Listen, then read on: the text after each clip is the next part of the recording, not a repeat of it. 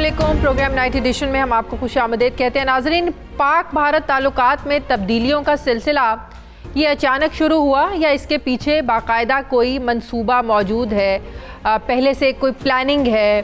क्योंकि दोनों ममालिक के वज़राए आज़म के दरमियान खतूत के तबादले के बाद आज इक़्तिसादी राबता कमेटी के इजलास के बाद नए वज़ीर ख़जाना हमाद अज़हर ने भारत से 5 लाख टन चीनी और कपास दरामद करने का ऐलान किया है। अब एक तरफ जहां इक़्तिसादी राबता कमेटी भारत से चीनी और कपास दरामद करने की मंजूरी दे रही है, तो दूसरी तरफ अपोजिशन हुकूमत का ये जो इक़दाम है इसको क्रिटिसाइज़ कर रही है। एहसन इकबाल ये कहते हैं कि इमरान खान तो हमें कश्मीर पर लेक्चर दिया करते थे और अब भारत से अनाज दरामद करने की जो समरी है ये हवाई रफ्तार से चल रही है। एहसन इकबाल ने सवाल उठाया कि क्या भारत ने मकबूजा कश्मीर को ज़म करने का जो इक़दाम था, क्या इसको वापस ले लिया? क्या कश्मीरियों पर जो जुल्म ढा रहा है मोदी, क्या उसने वो बंद कर दिए? इन तमाम सवालों के जवाब पूछ रही है अपोजिशन हुकूमत से। अब पाक भारत ताल्लुकात से हटकर अगर हम अपने मुल्क की जो अंदरूनी सियासत है उसकी बात करें तो पीडीएम में इख्तलाफात जो हैं ये शिद्दत इख्तियार कर चुके हैं। आज मौलाना अब्दुल गफूर हैदरी और शाहिद खाकान अब्बासी के दरमियान मुलाकात हुई। इस मुलाकात में दोनों रहनुमाओं ने सेनेट में कायदे हिज़्ब इख्तिलाफ यूसुफ रज़ा गिलानी को ना मानने पर इत्तफाक किया है। ज़राए के मुताबिक दोनों रहनुमाओं ने पीडीएम में शामिल जमातों को अपना कायदे हिज़्ब इख्तिलाफ लाने और सरबराही इजलास बुलाकर आइंदा की स्ट्रेटजी तय करने पर भी इत्तफाक किया है। अब एक तरफ जमीयत उलमा इस्लाम और मुस्लिम लीग नून यूसुफ रज़ा गिलानी को सेनेट में कायदे हिज़्ब इख्तिलाफ तस्लीम करने के लिए तैयार नहीं हैं, तो दूसरी तरफ पाकिस्तान पीपल्स पार्टी के रहनुमा सैयद नवीद कमर ये कहते हैं कि अगर नून लीग और जेयूआई सेनेट में अपोजिशन लीडर को ना मानने का फैसला करेंगी तो हम भी कौमी असम्बली में अपोजिशन लीडर को नहीं मानने पर मजबूर होंगे। ताहम पाकिस्तान पीपल्स पार्टी के सेनेटर मुस्तफ़ा नवाज़ खोखर की ये राय है कि अपोजिशन इत्तेहाद की दीगर जमातों को इस्तीफ़ों पर गैर ज़रूरी दबाव नहीं देना चाहिए था और हमें बाप के अरकान से वोट नहीं लेने चाहिए थे। हुकूमती अरकान से वोट लेने पर पार्टी के नज़रियाती तशख़्ख़ुस को नुकसान हुआ है। अब एक तरफ पीडीएम की जमातें अंदरूनी इख्तलाफात का शिकार हैं, तो दूसरी तरफ वज़ीर आज़म की जानिब से विफाकी काबीना में बार बार जो तब्दीली है, ये जो फ़ैसले हैं, ये हुकूमती जो साख है इस पर बड़े सवालात उठा रहे हैं। अब सवाल ये है कि वज़ीर आज़म मुस्तक़बिल में जो टीम है, मज़बूत टीम है, एक अच्छी टीम है, इसको बनाने में क्यों नाकाम रहे हैं? सवाल ये भी है कि क्या सेनेट और कौमी असम्बली में कायदे हिज़्ब इख्तिलाफ का जो ओहदा है ये पीडीएम के इख्तलाफात की वजह से ये तब्दील भी हो सकता है? ये भी आम सवाल है कि भारत से चीनी और कपास दरामद करने के फ़ैसले के कश्मीर कॉज जो है इस पर क्या असरात मुरतब होंगे। इन तमाम इश्यूज़ पर मैं बात करूँगी। मुझे ज्वाइन कर रही हैं पाकिस्तान पीपल्स पार्टी की सीनियर रहनुमा हैं, वाइस प्रेसिडेंट हैं, सेनेटर हैं, अमेरिका में पाकिस्तान की सफ़ीर रह चुकी हैं, शेरी रहमान साहिबा। अस्सलाम वालेकुम। बहुत बहुत शुक्रिया शेरी रहमान साहिबा आपका। पॉलिटिकल डिस्कशन से पहले कुछ खारजी उमूर के हवाले से, खारजा उमूर के हवाले से मैं आपसे कुछ सवालात करना चाहूँगी। आप अमेरिका में पाकिस्तान की सफ़ीर भी रह चुके हैं, बड़ी गहरी नज़र होती है आपकी इन मामलात पर। ये जो पाक भारत वज़राए आज़म के दरमियान ख़तो किताबत का जो सिलसिला शुरू हुआ, उसके बाद आज हुकूमत ने भारत से चीनी और पाकिस्तान कपास दरामद करने का ऐलान किया है। अब आपको पता है मुद्दा तो जो था हमारा 5 अगस्त 2019 के इक़दामात, जिसके बाद ये तमाम तिजारत और ताल्लुकात हमारे कशीदा हो गए थे भारत के साथ, वो मुद्दा तो अपनी जगह पर मौजूद है। भारत ने, मोदी ने तो अपने इक़दामात को रिवर्स नहीं किया, वापस नहीं लिया। हम तिजारत भी शुरू करना चाहते हैं उनके साथ और अच्छे ताल्लुकात के ख्वाहां भी हैं। क्या अपोजिशन हुकूमत के इस इक़दामात को, तिजारत को वेलकम करेगी, सपोर्ट करेगी? देखिए, सबसे आपने बहुत अहम सवाल पूछा है। मैं इसके बारे में ही अभी किसी से गुफ्तगू कर रही थी फ़ोन पे कि देखिए अमन जो जिसकी पूरी बात हो रही है ना, अमन खित्ते में और हिंदुस्तान के साथ और फिर अफ़गानिस्तान के साथ भी, इससे तो किसी को इन्हिराफ नहीं है, ना कोई इस पे उंगली उठाएगा कि अमन एज सच कोई, बल्कि ये तो ज़रूरी है और नागुज़ीर है हमारे अपने आगे जाने के लिए, क्लाइमेट चेंज हो या टेररिज्म हो یا پانی کا مسئلہ ہو, ایسے بہت سارے ہیومن ایشوز ہیں, سوشل ایشوز ہیں.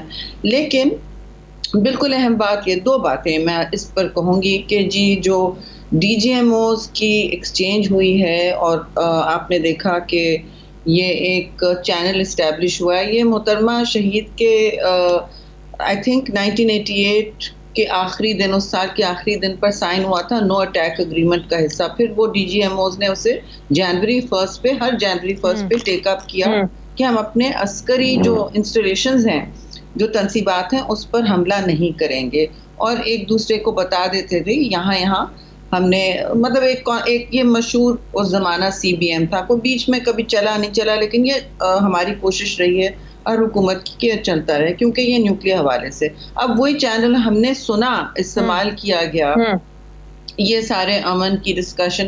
اور جہاں تک لائن آف کنٹرول میں سیز فائر کی بات ہے, جو 2003 میں یہ آپ کو یاد ہے شروع ہوا تھا, اور پھر بیچ میں 2017 میں تو بالکل اس کی سخت وائلیشن ہوتی رہی ہیں اور بار بار ہوتی رہی. 2017 سے یہ بہت ہی تیزی پکڑ رہا تھا ہندوستان کے سیز فائر وائلیشن. کبھی ورکنگ باؤنڈری پر پہنچتے, سیالکوٹ پہنچتے, آپ کے سویلینز جو ہیں بے قصور بے گناہ وہ اس میں مارے جا رہے تھے, شہید ہو رہے تھے. اب یہ ٹھیک ہے, دونوں اطراف کی کشمیری عوام کو لائن آف کنٹرول پہ کشیدگی میں کمی سے تو ضرور فائدہ ہوگا, لیکن اس کے آگے جو بات کی گئی ہے کہ ہم اس کو ایک واضح تر تنازع میں لینا چاہتے ہیں, تو اس کے ٹرمز جو ہیں پاکستان کے پارلیمان یا آزاد کشمیر کی عوام, اور کشمیری سارے ملک میں رہتے ہیں, پاکستان ایک سٹیک ہولڈر ہے پورے کشمیر ایشو میں, وہ ایک ڈسپیوٹیڈ ایشو ہے جو ہمارا کور ایشو ہے یونائٹڈ نیشن. آپ کو نہیں لگتا حکومت کو پارلیمنٹ میں اس معاملے کو اپوزیشن کے ساتھ ڈسکس کرنا چاہیے تھا؟ اگر ایسے اقدامات اٹھانے تھے تو آپ کو اعتماد میں لینا چاہیے تھا پارلیمنٹ کو. بالکل بالکل, میں نے آج یہ بلکہ کہہ رہی تھی کہ میں کہوں گی کہ ویئر از دا, اس کے ٹرمز کیا ہیں, اس کی خد و خال کہاں ہے, کون سا پیس ہوگا جو دیرپا ہوگا, جس پر مودی آپ کو ایک پرامن طریقے سے ایک آپ کے کشمیریوں کے حق واپس لینے کے حوالے سے بات کر رہا ہے. وہ اپنی 2019 کی باتیں واپس لے رہا ہے, ان چیزوں کو واپس لے رہا ہے. کیا کون سے خد و خال ہیں, کون سے اگریمنٹ ہیں؟ جنگ پہ جاتے ہیں تو آپ جنگ پہ جاتے ہیں, لیکن جب آپ امن کی طرف جاتے ہیں تو امن سے کوئی پیچھے نہیں ہٹتا. کسی کو عسکری حل نظر نہیں آ رہا ہے اس دنیا میں, اس خطے میں, لیکن جو ٹرمز ہوتے ہیں اس پیس کے, اس کے خد و خال ہوتے ہیں, اس کے لیے آپ کو عوام کا مینڈیٹ چاہیے ہوتا ہے. ٹھیک ہے.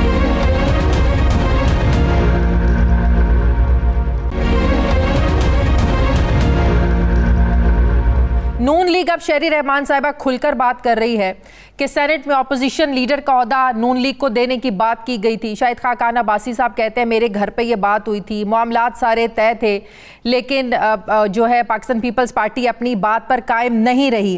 اب وہ کہہ رہے ہیں کہ بھائی اب جب 57 لوگ اپوزیشن کے ہو گئے ہیں, 4 اٹھ کر آ کر اپوزیشن بینچوں پر بیٹھ گئے ہیں, پھر تو بڑا آسان ہو گیا نا عدم اعتماد کی تحریک لینے کے آنا. پھر تو سنجرانی صاحب کو ہٹائیں, آئے مل کر ہٹاتے ہیں, نمبرز بھی پورے ہیں, آئیے مل کر یہ کام کرتے ہیں. پھر دیکھیے بات بہت سمپل سی ہے, ہم پہلے بھی یہ کام کر چکے ہیں, آپ نے دیکھا اس میں کیا ہوا. ہمیں امید ہے کہ ایسا پھر نہیں ہوگا, کیونکہ یہ سیکرٹ بیلٹ سے ہوتا ہے, ٹھیک ہے. اور دوسری بات یہ کہ بے شک ہم تو کہتے ہیں پنجاب ہو, مطلب نیشنل اسمبلی ہو, اسپیکر ہو, جو بھی ہو, ہم تو ایک فہرست دے چکے ہیں جس پہ ہم کوآپریٹ کر کے پارلیمان کے ذریعے اس حکومت کی جڑیں ہلا سکتے ہیں. جیسے اس وقت نیشنل اسمبلی میں یوسف رضا گیلانی کی جیت نے ہمیں دکھایا, جس میں ہم سب نے صدقے دل سے مل کے کام کیا تھا. اور میں پوائنٹ سکورنگ نہیں کرنا چاہتی, کیونکہ دیکھیے ہم نے اس میں بہت وقت اور اپنی جان اس میں گنوائی ہے, مہینوں ہم اس میں انوالو رہے ہیں, کم از کم میں تو رہی ہوں پی ڈی ایم میں, اور فیملی کو ٹائم نہیں دیا, کبھی نہیں, مستقل ہم گھومتے رہے. اور ان کی اندر پیچھے بہت وہ ہوتا تھا جسے کہتے ہیں نا فائر فائٹنگ چلتی رہتی تھی, بہت ساری تنظیمیں, کسی کو کسی چیز پہ objection, تو اس طرح کا alliance. لیکن افسوس ہوتا ہے کہ جس طرح گڈی گڈی باہر آ کے پریس کانفرنسز میں باتیں کی جاتی تھی, جس طرح اتحاد شو کیا جاتا تھا, وہ ہنڈیا چوراہے میں ایسی پھوٹی ہے کہ سمجھ میں آیا کہ بہت سے معاملات جو تھے ایک دوسرے کے ساتھ طے کرنے کے باوجود بھی طے نہیں ہوئے, اور عوام کو بھی لگا کہ ہمارے مفادات کے لیے تو پی ڈی ایم بنی نہیں تھی. یہ تو پی ڈی ایم شاید بنی اس لیے تھی کہ چیئرمین سینٹ کا عہدہ کس کو ملنا ہے, اپوزیشن لیڈر کا عہدہ کس کو ملنا ہے. تو یہ اختلافات آپ کو لگتا ہے کہ اب کبھی ختم ہوں گے نون لیگ کے ساتھ؟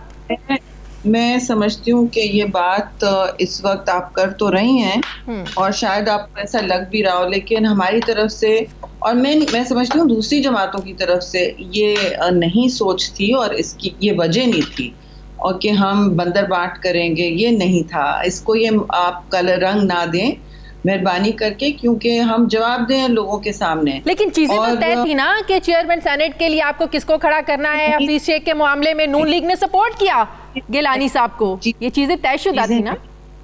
آپ مجھے بات کرنے دیں گی تو پھر میں کروں گی. جی ایوبران جی جی اوکے, تو چیزیں نہیں طے شدہ تھیں, کیونکہ کل بھی راجہ پرویز اشرف نے جو اس میٹنگ میں گئے تھے, ایک جو شاید خاقان عباسی کے ہاں ہوئی, اور انہوں نے کہا کہ یہ چیئرمین اور ڈپٹی چیئرمین کے حوالے سے ہو رہی ہے, تو وہاں کہا گیا بار بار نہیں پیکیج بنانا ہے, پیکیج بنانا ہے, یعنی کہ وہ کہنا چاہ رہے ہوں گے. اب مجھے لگا بعد میں لگتا ہے اگلے دن کے پیکیج تھا کیا کہ ہم آپ کو ووٹ دیں گے اس کے عوض کہ آپ ہمیں تیسرا عہدہ پارلیمان کا اپوزیشن میں 3 بڑے عہدے ہوتے ہیں جی, leader of opposition national assembly میں ہوتا ہے, لیڈر آف اپوزیشن سینٹ میں ہوتا ہے, اور ایک پبلک اکاؤنٹ کمیٹی کا ہوتا ہے. وہ دونوں نیشنل اسمبلی کے ان کو گئے ہوئے ہیں اور ہم نے ان کو سپورٹ کیا ہے بغیر کسی بلا کسی کوئی شرط وغیرہ نہیں لگائی, بغیر مشورے طریقے.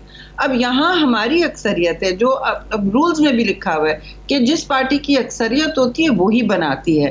تو ہم نے اگلے دن ان سے کہا کہ دیکھیں, یہ راجہ صاحب نے خود فون کیا شاہد کو کہ دیکھیے بند گلی میں نہ زبردستی سکویز کریں, کیونکہ وہ خود ڈھونڈ رہے تھے کینڈیڈیٹ ایسا جو جیت سکے نیشنل اسمبلی میں. مجھے شاہد نے بہت دفعہ کہا کہ بھئی کینڈیڈیٹ دو, چلیں پھر ہم یوسف رضا کو ہم نے منوایا, وہ پہلے تیار بھی نہیں ہو رہے تھے. صحیح. تو جی, تو ہم نے منوا کے ان کو بتایا شاہد صاحب اور اپنے کولیگز کو کہ جی یہ اب ہو گیا, اب کرتے ہیں کام. پھر سب نے کام شروع کیا اور ہم نے ایک دوسرے کے ساتھ بالکل بہت احسن طریقے سے کام کیا. ایسی کوئی بات نہیں ہے کہ اس وقت کوئی لیک آف, لیکن یہ تھا واضح کہ نہیں پیکیج کریں. ہم نے راجہ صاحب نے اس وقت بھی کہا کہ اس کو پیکیج نہ بنائیں, اور اینڈ میں انہوں نے زبردستی کی, وہ چپ ہو گئے. انہوں نے کہتے تھے میں اس وقت کچھ کہنا نہیں چاہتا تھا. اگلے دن انہوں نے فون کیا کہ بھئی ایسا نہ کریں, آپ 3 عہدے لے لیں گے, پھر ہماری پارٹی کو کچھ نہیں ملنا ہے پارلیمان میں, جبکہ ہماری اکثریت ہے, ادھر آپ نے 2 لیے ہوئے, وی آر وتھ یو. تو آپ اپنے ووٹوں کے عوض یہ کر رہے ہیں, مطلب اچھا. پھر جب چیئرمین شپ, اور یہ تب صورت تھی جب چیئرمین شپ جیتی بھی نہیں تھی ہم نے, یا ہاری نہیں تھی. تو میریٹ میں مجھے یاد ہے جب ہم نے چیئر کی تھی بہت بڑی, کیونکہ لیڈرشپ اجلاس ہو گیا تھا, کووڈ بھی تھا, تو ہم نے کہا چلے وہاں کر لیتے ہیں. اور اس میں بھی مجھے شاہد صاحب نے کھڑے ہو کے کہا تھا کہ ظاہر سی بات ہے کہ آپ لوگ ہاریں گے, تو میں نے کہا پلیز کلیریفائی دس, بار بار ہم بھی کلیریفائی کر رہے. انہوں نے کہا نہیں اگر ہار گئے تو پھر ظاہر ہے آپ ہی کا ہے, آپ کی اکثریت ہے. میں نے کہا ہار کے اس میں نہیں, ایون اف یو ون, یہ بات تو پھر طے ہو گئی تھی. اب جب ایک دم انہوں نے اناؤنسمنٹ کیا, اور میں آپ کی توسط سے یہ بھی بتاؤں گی کہ انہوں نے فائلنگ بھی شروع کر دی. 16 ہم نے نہیں فائل کی, ہمارے پاس میرے پاس 21 سگنیچرز موجود تھے. میں نے کہا آخری ویٹ کرتے ہیں. جی آپ سینٹ سیکریٹریٹ سے پوچھوا لیں کب انہوں نے فائلنگ شروع کی, ہم سے بغیر. اب 5 اپریل کو آپ لوگوں کا CC کا اجلاس ہونا ہے. پاکستان پیپلز پارٹی پارلیمانی سیاست پر یقین رکھتی ہے. شاید پاکستان پیپلز پارٹی آج بھی یہ سوچ رہی ہے کہ استعفے دے دیتے ہیں تو واٹ نیکسٹ, آگے کیا ہوگا, جس کا جواب شاید کسی کے پاس نہیں ہے. تو کیا اگر 5 اپریل کو استعفوں کا فیصلہ نہیں ہوتا تو سمجھا جائے کہ پاکستان پیپلز پارٹی PDM کا حصہ نہیں ہے؟ دیکھیے, ہم نہیں چاہتے کہ PDM کسی کی وجہ سے ٹوٹے, چاہے وہ ایک جماعت ہو یا 2 جماعتیں ہوں یا 3 ہوں. بات یہ ہے کہ یہ سارا جو اتحاد ہیں اس طرح کے, وہ بنتے ہی باہمی تعلقات اور عدم ڈسٹرسٹ پر, کہ آپ اپنے ایک دوسرے پر کوئی بھروسہ بھی کر سکیں, بات رکھ سکیں. ہم کسی بات سے مکرے نہیں ہیں، نہ مکرتے ہیں. جو ان سے وعدے کیے ہیں پورے کیے ہیں. وہ NA 249 کا آئے دن ہم سے سپورٹ لینے آئے اور اس دن یہ بھی کہہ رہے تھے کہ ہم ریزائن کر رہے ہیں. اب دیکھیے نا اس بات میں بھی تضاد ہوتا ہے. تو ہم نے بہت مطلب بغیر ٹی وی پہ ریز کی ہم نے کہا بھائی یہ بھی ایشو آپ دیکھ لیں کہ کال آف فیئر میں تضاد نہیں ہونا چاہیے. آپ کی جو بھی پلاننگ ہے ہمیں آگے بتائیں. اور جو سوال آپ نے پوچھا یہ ہر اجلاس میں میں نے پوچھا ہے کہ آگے کی کیا منصوبہ بندی ہے. تو کبھی کوئی کہتا تھا کہ بائی الیکشن نہیں ہوں گے, کبھی کوئی کہتا تھا ہم ہونے نہیں دیں گے, اور پھر تیسرا ایک ورژن آتا تھا کہ جی ہم لڑیں گے اور شاید ایک ساتھ لڑیں گے. تو میں نے کہا بھائی یہ کچا پکا کام کر کے آپ استعفے تو نہیں لیتے, کیونکہ ہم نے اس کو بھگتا ہے. ایک جمہوری لمبی سٹرگل سے آئے ہیں. MRD میں بھی یہ ہمارے خلاف تھے نا, اور پھر 85 میں جو ہم نے بوائیکاٹ کیا بڑی غلطی کی. بالکل. اور اس سے ہم نے یہ ہمارا بہت واضح ایک ویو پوائنٹ ہے اور ایک تجربہ ہے, اور ہم نے ان کو بار بار یہ بتایا ہوا ہے کہ ہماری CC نے یہ فیصلہ کیا ہے. پھر ہمیں تو شوق ہوا جی اس دن اجلاس میں ایک دم سے یہ لانگ مارچ کی ہم تیاری پکڑ کے گئے تھے. بہت سارے پلاننگ تھی, ہر صوبے سے لے کے آئے تھے. انہوں نے سڈنلی مشروط کر دیا لانگ مارچ کو استعفوں سے, تو یہ تو ہمارے لیے عجیب بات تھی. اور اس سے پہلے بھی اس اجلاس سے پہلے بھی زرداری صاحب نے ڈار صاحب کو فون کیا تھا کہ بھئی یہ اس ایشو کو ہم اچھے ماحول میں لیڈر آف اپوزیشن کے ماحول ایشو کو سیٹل کر لیں. انہوں نے بات ہی نہیں آئی. جی ٹھیک ہے, بہت بہت شکریہ. پاکستان پیپلز پارٹی کی سینئر رہنما وائس پریزیڈنٹ سینیٹر شہری رحمان صاحبہ میرے ساتھ ہی. ناظرین مجھے بریک لینی ہے, واپس آتے ہیں ایک چھوٹے سے وقفے کے بعد.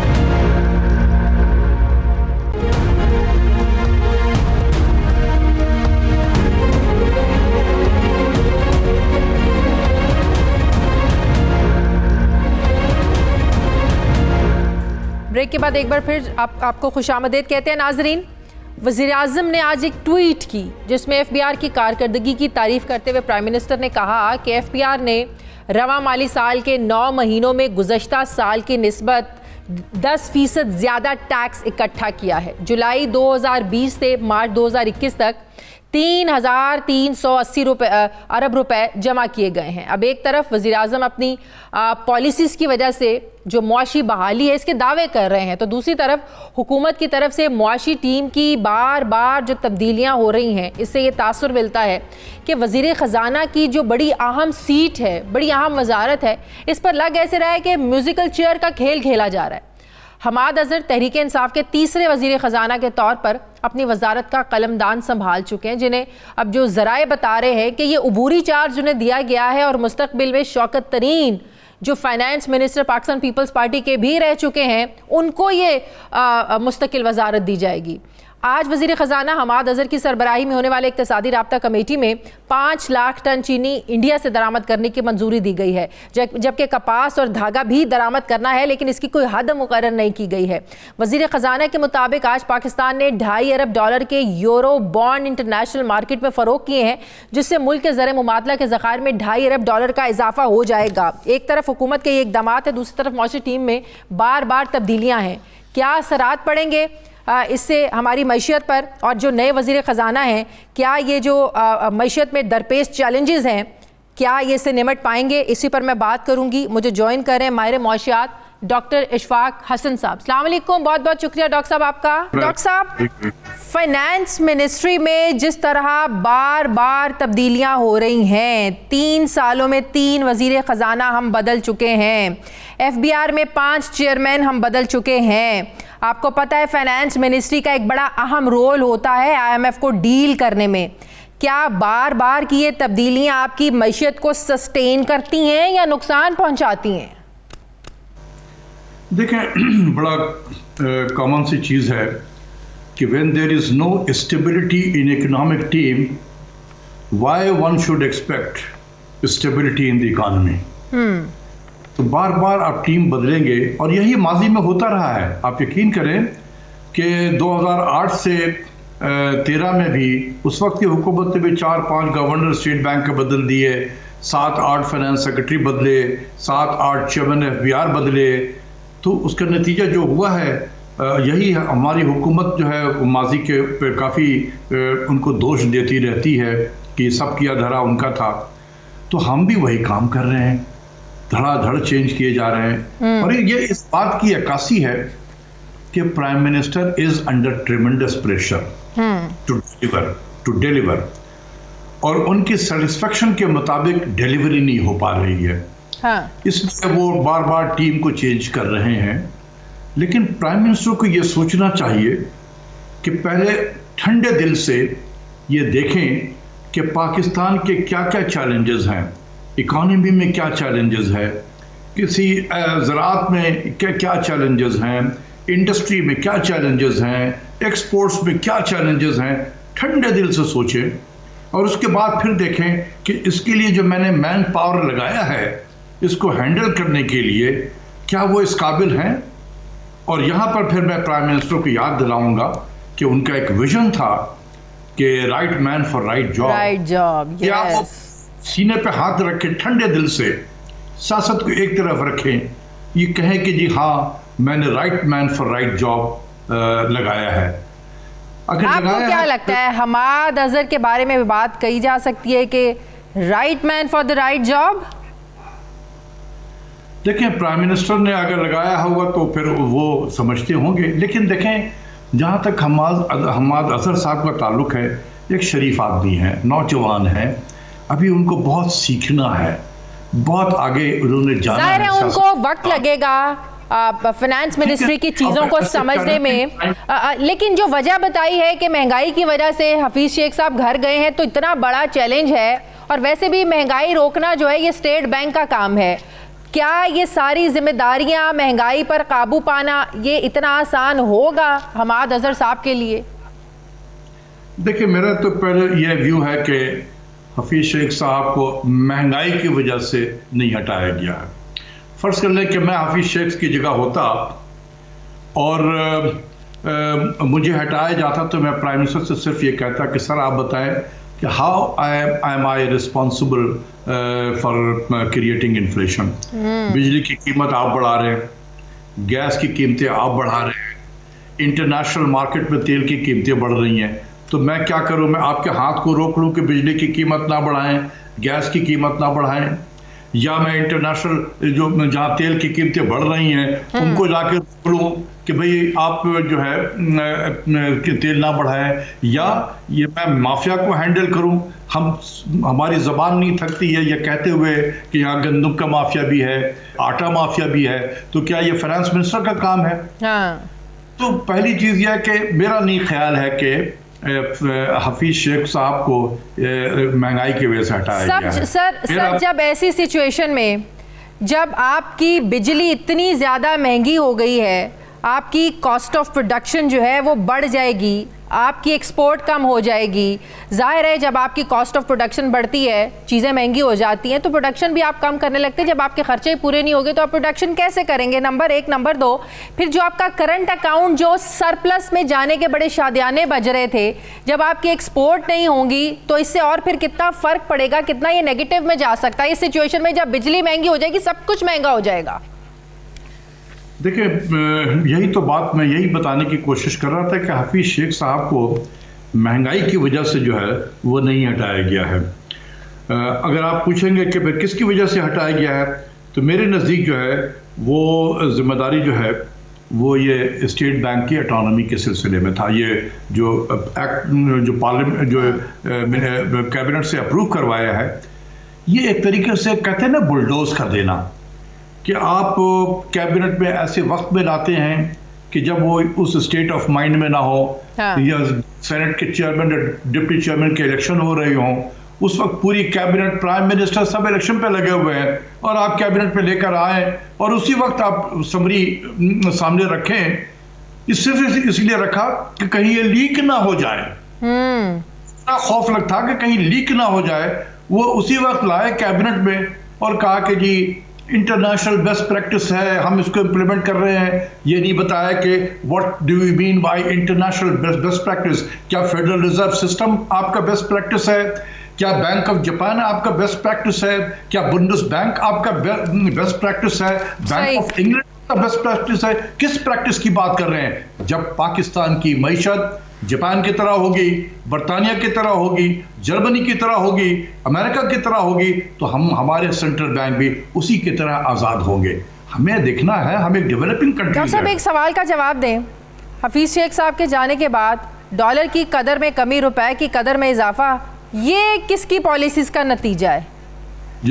دیکھیں نا، یہ سوچنے کی چیز ہے کہ یہ کیا ہو گیا ہے اچانک کہ یہ ڈالر نیچے بھی آنے لگا. تو پھر یہ سوال یہ ہے کہ کیا تبدیلی کیا آ گئی تھی اتنی زبان. ابھی بارنگ کے یہ $500 ملین یہ تو آج ملے گا شاید IMF سے، اور $2.5 بلین کے بانڈ فلوٹ کیا گیا ہے. اس کے پیسے تو شاید 2-3 دن میں ملیں گے. اس سے پہلے ہمارے ریزرو میں اور ماضی کے ریزرو میں کتنا فرق پڑ گیا کہ کرنسی اتنا اپریشیٹ ہو گیا. دیکھیں بات یہ ہے کہ ڈالر انٹرنیشنل مارکیٹ میں وہ خود بھی نیچے چلا گیا ہے. جب وہ ایک کرنسی نیچے گئی تو دوسرے بذات خود اوپر کی طرف آ گئی ہے. سر شاید آپ کے بھی نالج میں یہ خبر ہو، چل رہی ہیں میڈیا پر یہ خبریں کہ حماد اظہر کو پرماننٹ نہیں لگایا گیا، مختصر وقت کے لیے انہیں وزیر خزانہ لگایا گیا. شوکت ترین صاحب کا نام سامنے آ رہا ہے کہ انہیں وزیر خزانہ لگایا جا سکتا ہے. آپ کو پتہ ہے انہوں نے سرو کیا ہے as a finance minister Pakistan Peoples Party کے دور میں بھی. تو کیوں ہم ٹیکنوکریٹس کو ترجیح دیتے ہیں اپنی سیاسی لوگوں پر سر؟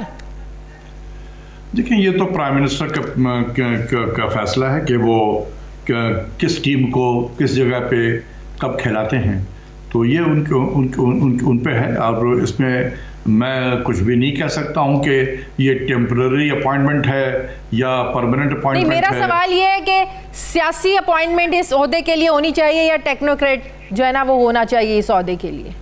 دیکھیں اگر پارٹی میں آپ کے پاس نہیں ہے تو اسی لیے تو رکھا گیا ہے نا کہ آپ ایڈوائزر کے طور پہ لے لیں، اسپیشل اسسٹنٹ کے طور پہ. ہمیں تو شروع سے پتا تھا کہ پاکستان تحریک انصاف جب اقتدار میں آئے گی، اور تحریک انصاف کو خود بھی پتا تھا ہم اقتدار میں آئیں گے تو ہمارے پاس ایک ہی شخص ہے جو وزیر خزانہ بن سکتا ہے، وہ اسد عمر ہے. وہ آج بھی پارٹی میں ہے، تو لوگ تو آپ کے پاس موجود ہیں. دیکھیں میرا اپنا خیال ہے کہ اسد عمر صاحب انتہائی سلجھے ہوئے انسان ہیں اور پریزنٹیبل بھی ہیں، بہت اچھا بولتے ہیں، اور جس پارٹی میں بھی ہوں گے تو اس پارٹی کا قد بڑھ جاتا ہے. لیکن یہ دیکھنا ہے کہ کیا اینگرو میں جاب کرنا ہی ایک کرائٹیریا ہے. میرا اپنا خیال ہے کہ 2 چیزیں ہیں. ایک تو یہ تھا کہ اسد عمر صاحب شاید پریپیئر نہیں تھے، حالانکہ ان کو یہ معلوم تھا کہ جب بھی PTI کی حکومت آئے گی تو وہ وزیر خزانہ بنیں گے. تو انہوں نے کوئی پریپریشن نہیں کی تھی. آتے ہی IMF کھیلنا شروع کر دیا اور اس میں وہ بری طریقے سے پھنس گئے. کیونکہ جب بات چیت شروع ہوئی اور انہوں نے پرائر ایکشنز کے لیے ایسے کنڈیشن رکھ دیے کہ اسد عمر صاحب کے ہوش اڑ گئے، وہ بارگین کرنے میں لگ گئے، چیزیں ہوتی چلی گئیں. تو پھر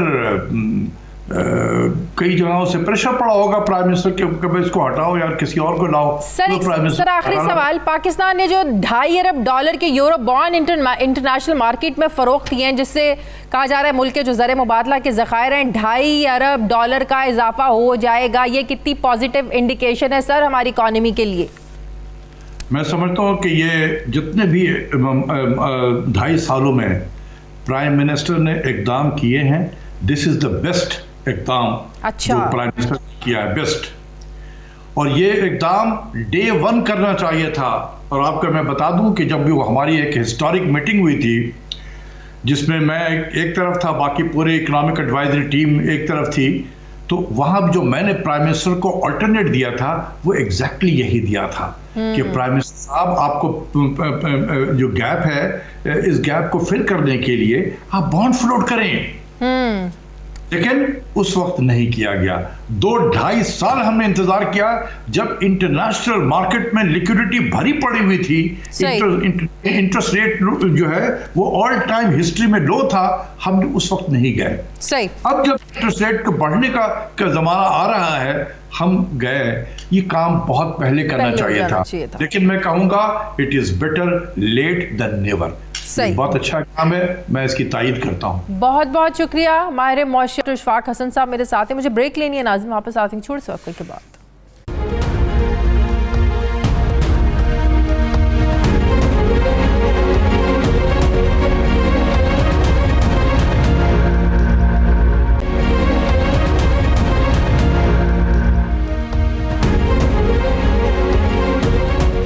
بعد ایک بار پھر سے آپ کو خوش آمدید کہتے ہیں ناظرین.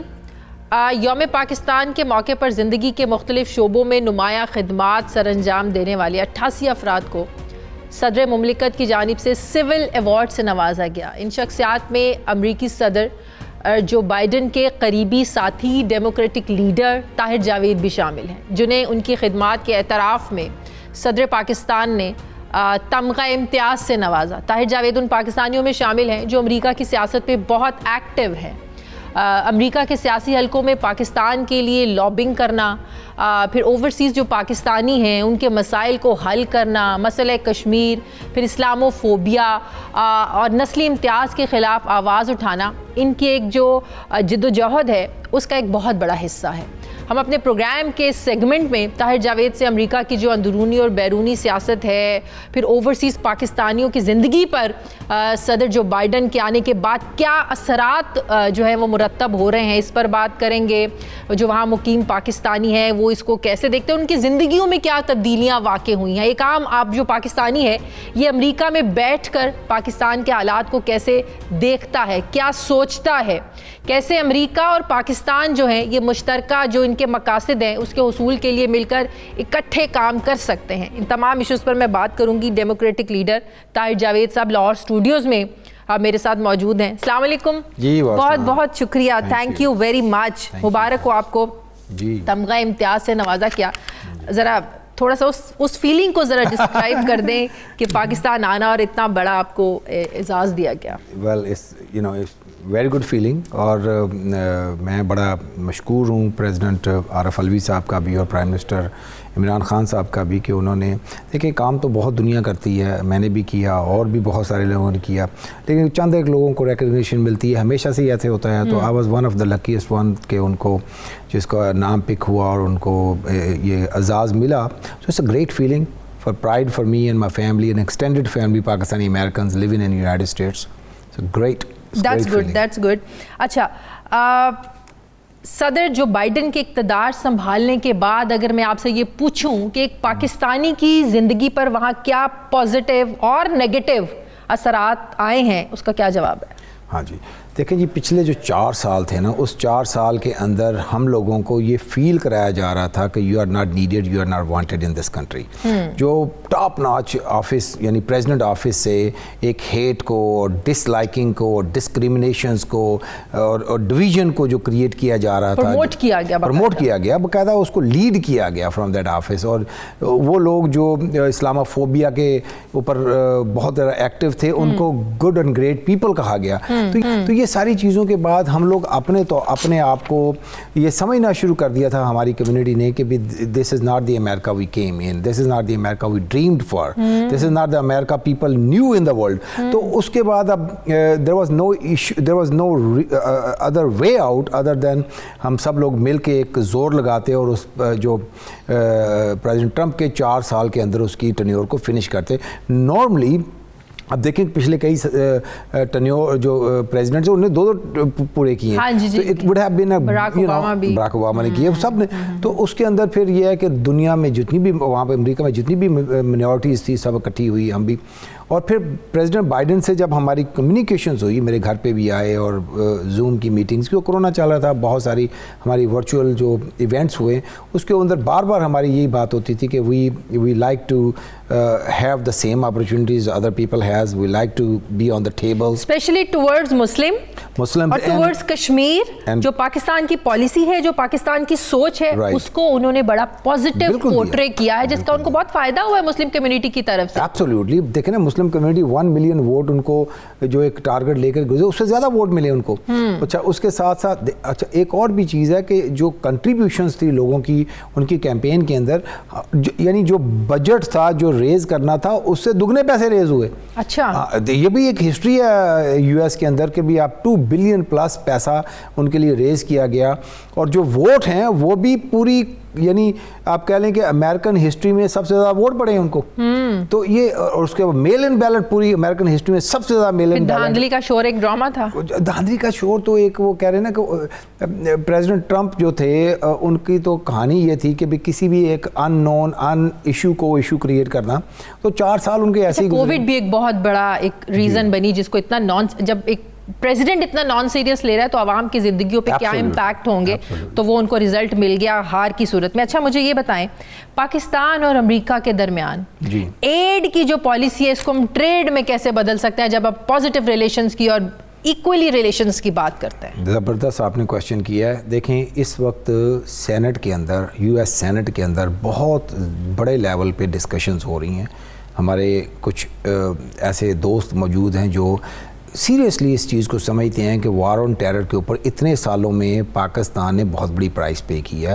पाकिस्तान के बॉर्डर एरियाज़ में कि खैबर पख्तूनख्वा और बलूचिस्तान के अंदर लोगों के रोज़गार ख़त्म हो गए हैं, उनके घर ख़त्म हो गए हैं, उनके कुछ अफराद ने वहाँ पे उनकी जो है कैजुअल्टीज़ हुई हैं।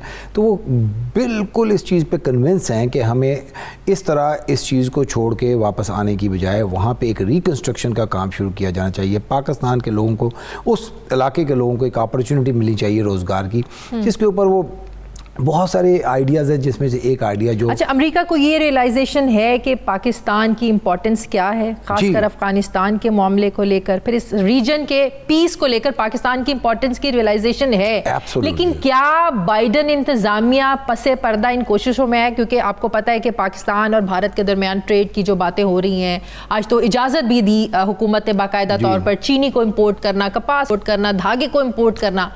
तो ये पॉलिसी है, ये पसे पर्दा कोशिशों में अमेरिका शामिल है जो ब्लूमबर्ग ने बड़े दावे किए हैं? देखें बिल्कुल है। आप जब देखते हैं कि 23 मार्च को मोदी का एक लेटर आता है तो ये ऐसा नहीं हो सकता कि ये सडनली चीज़ें नहीं होती।